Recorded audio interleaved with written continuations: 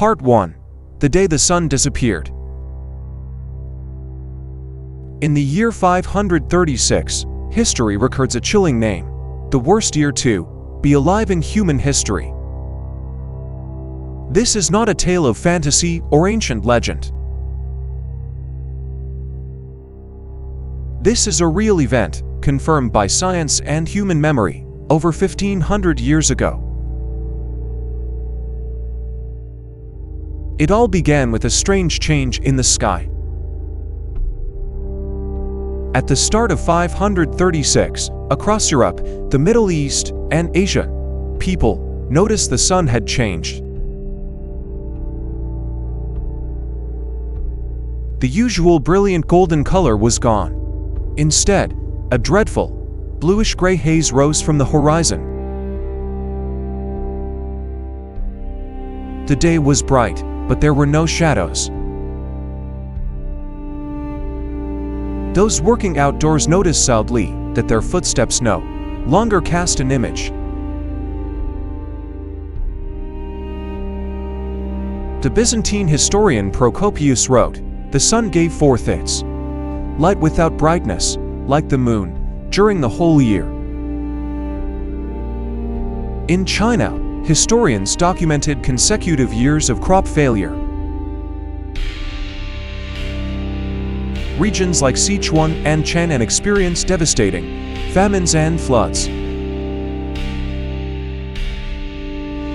The Japanese emperor himself wrote, "Food became as precious as pearls, and even with 1,000 gold coins, you could not buy a single grain of rice." From Europe to Asia, from Scandinavia to the Middle East, a long, cold twilight blanketed the earth. But why? Who had stolen the sun? Clues in ancient trees and eternal ice. It took modern science thousands of years to begin uncovering the answer. Tree rings, each representing a year of growth, suddenly narrowed. In 536, then again in 537 and 538, continuing into 542. For over a decade, plant growth worldwide drastically declined. Trees almost stopped growing. Scientists found in ancient Greenland ice layers traces of ashang, sulfur dioxide signatures only present in extremely powerful volcanic eruptions. Ash had reached the stratosphere, spread globally, blocked sunlight, and lowered temperatures. With modern tools, researchers confirmed that sulfur dioxide levels in 536 spiked alarmingly, signaling a massive volcanic event somewhere on Earth. The sun hadn't vanished. It was shrouded in ash from deep within the Earth. And when the light was cut off, life followed. A decade of cold and despair. No crops. No food. No light. In human history, no decade was harsher than the years 536 to 545. Civilizations collapsed. Major economies crumbled. Famine killed millions. People prayed, offered gold, and performed sacrifices, all in hopes of regaining the sun. In Scandinavia, home of the Vikings, hundreds of buried gold artifacts were found, possibly ritual offerings.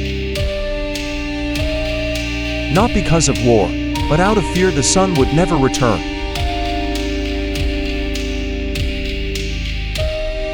In Mesoamerica, the mighty city of Teotihuacan, one of the largest civilizations in the Americas, was suddenly abandoned. No war.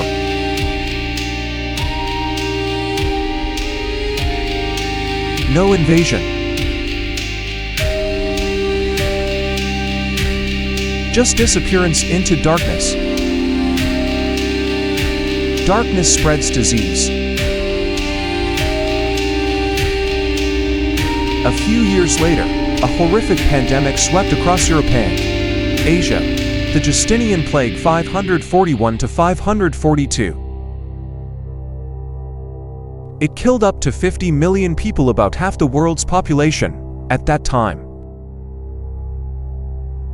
The bacterium Yersinia pestis * spread via fleas and rats, sneaking through trade caravans and armies, erupting like a nightmare. No cure was known. Infected corpses were used by militaries as biological weapons catapulted into besieged cities to spread death. People didn't know why death had come, they only knew it followed the darkness. And it all traced back to one cause, a long night born from a volcanic eruption. Who was the culprit? Scientists ruled out asteroid impacts. No physical evidence of one exists from that time. No radiant fireballs, no craters, no records of a cosmic explosion.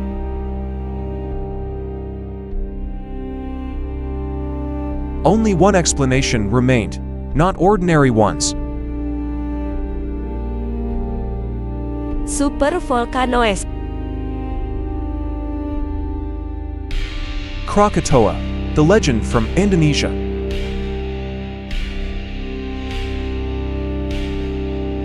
All clues: ash, chemistry, geological data pointed to one place, the Sunda Strait between Java and Sumatra, modern-day Indonesia.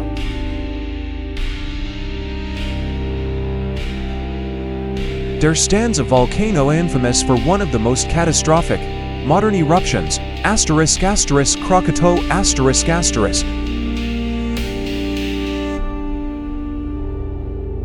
In 1883, Krakatoa erupted. The sound traveled over 4,800 kilometers, the loudest ever recorded. Tsunamis up to 30 meters high obliterated 165 villages and killed over 36,000 people.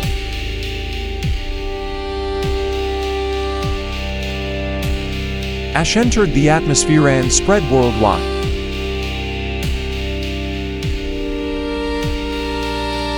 Global temperatures dropped by more than 1 degree Celsius for a year.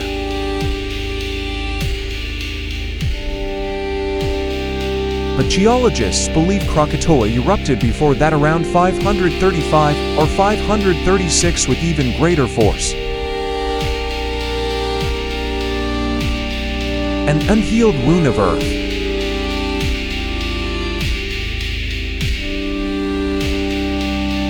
Chemical analysis of ancient Greenland ice shows traces of sulfur dioxide and ash with mineral signatures matching Indonesia.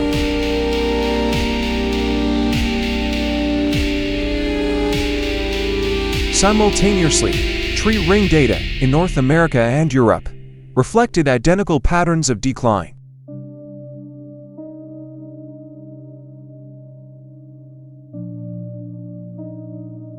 Researchers hypothesize a supereruption from Krakatoa in 535 to 536 plunged the world into darkness, and from that darkness, humanity descended into chaos.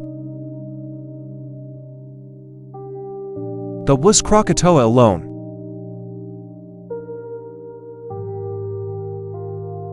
Some scholars argue there were 2 or 3 simultaneous eruptions during 536 to 540.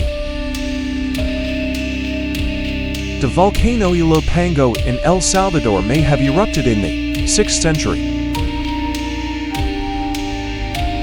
In Iceland, ice cores indicate another major eruption.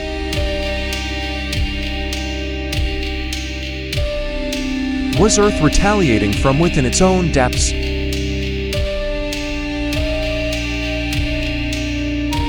Reimagining the stolen sun. Imagine living in 536. You wake up every morning under a gray sky. You look up, no sun, no shadows, no summer, no rice, no bread. No explanations, only silent panic.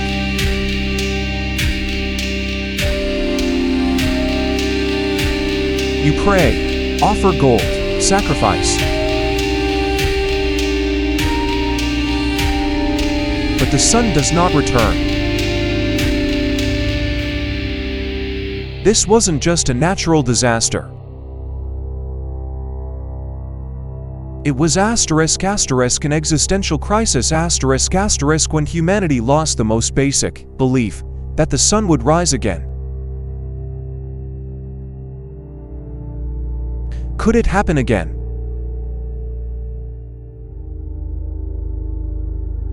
Today, we live in a world of satellites, smartphones, weather stations, and nuclear weapons. But if a supervolcano erupted again, ash would encircle the globe in days. Planes would be grounded, the sun would dim. Crops would fail.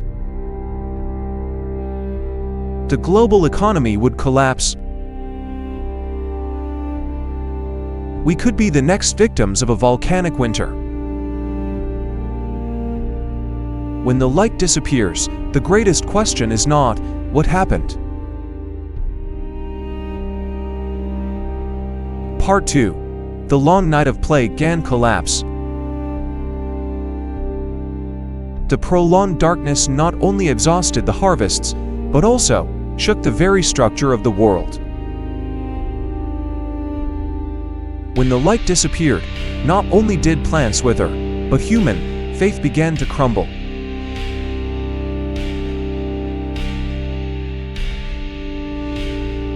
This period opened not just a series of harsh climatic years, but a gateway into a hell of disease, war, and the simultaneous collapse of civilizations. Silence spread when death needs no sound.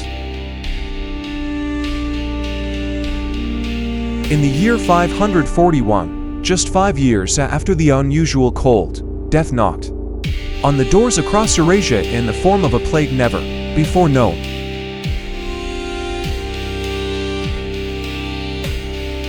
It was called the Justinian Plague, and it would become humanity's first major catastrophe of the Middle Ages. In the city of Constantinople, capital of the Byzantine Empire, once a symbol of Greco-Roman rebirth, corpses began piling up along marble-paved streets.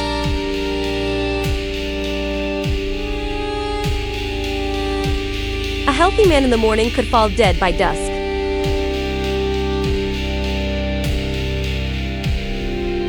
Symptoms began with fever, chills, then large egg-sized lumps under the armpits and groin, before the entire body turned purple and died within days. People didn't know why.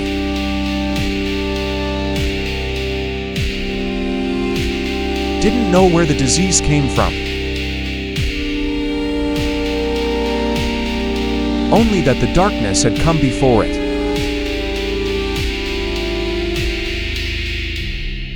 The cause, as modern science later confirmed, was the bacterium Yersinia pestis.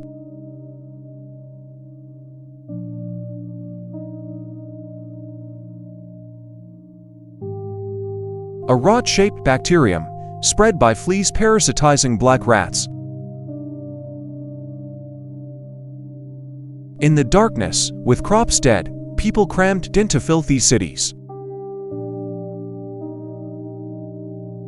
Rats flourished, and so did the plague.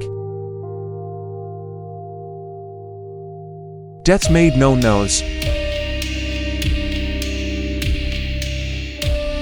It came with the smallest bite. In the first few months, over 300,000 people died in Constantinople alone. Corpses piled up, and no one remained to bury them. The proud Byzantine Empire nearly collapsed. Emperor Justinian himself contracted the disease but survived, only to witness his empire teeter on the brink.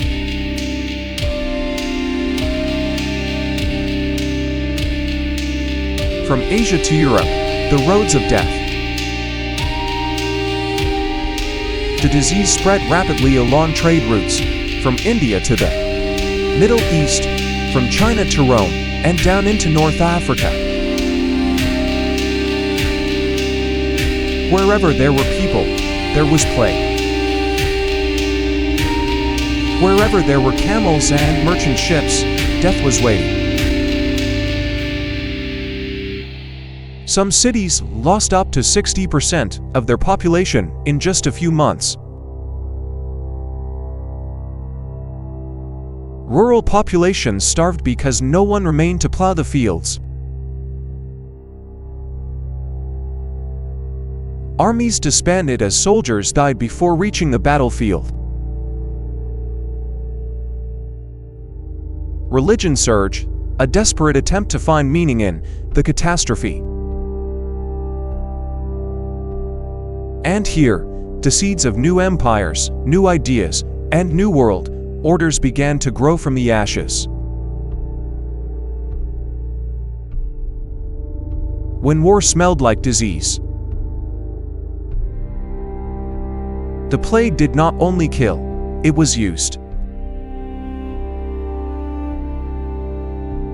A few years after the outbreak, it was recorded that Mongol armies used infected corpses as weapons, hurling them into enemy strongholds. In a time when life was as fragile as a candle in the wind, a single action could doom a city. In Kaffa, modern-day Feodosia, Ukraine, Italian historians recorded that infected soldiers of the Golden Horde were catapulted into city walls. The fleeing population carried the plague back into Europe. Another wave of death began, lasting for centuries. Civilizations that fell in silence. In Central America, the city of Teotihuacan, once the glorious capital of Mesoamerican civilization, was suddenly abandoned around 550. No battles, no invasions, just disappearance.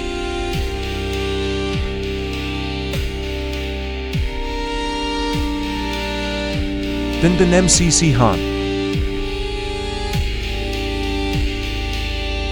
Statues of gods toppled. People left, and no one knows why. Some suggest drought, others blame disease. But more researchers now believe it all began with the winter of 536.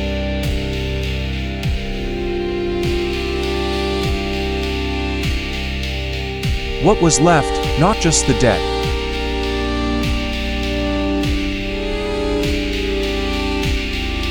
The consequences of the darkness of 536 were not just death.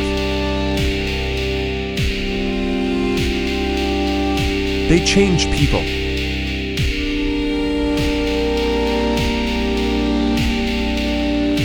From the ashes and white bones, humanity began to think differently. About life and death, power and gods, fate and science.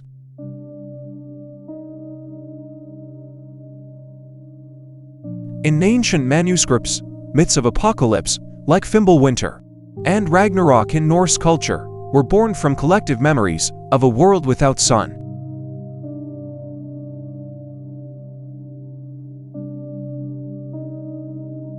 Survivors didn't speak of weather. They spoke of fear.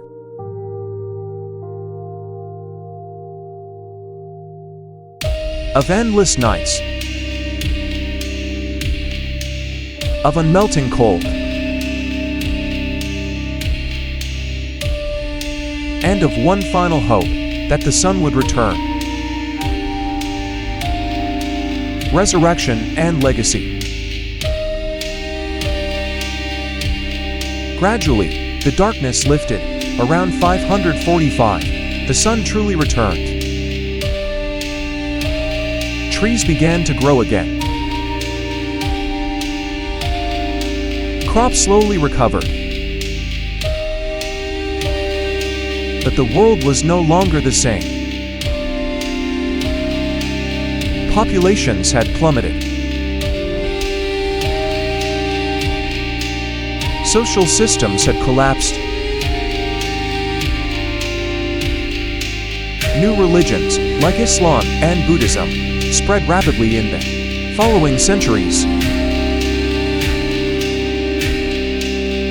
New kingdoms, new trade routes, and new political and spiritual structures emerge.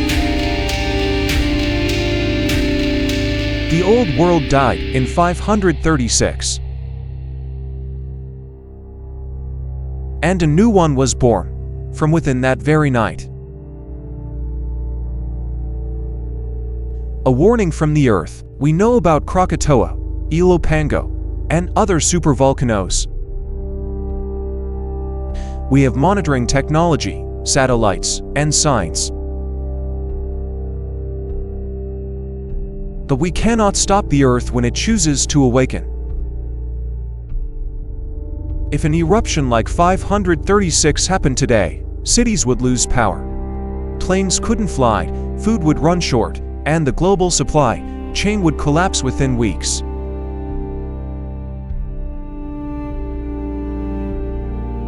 The story of 536 is not just a memory. It's a warning. Because no matter how advanced we become, we still cannot control the light when the Earth decides to hide it.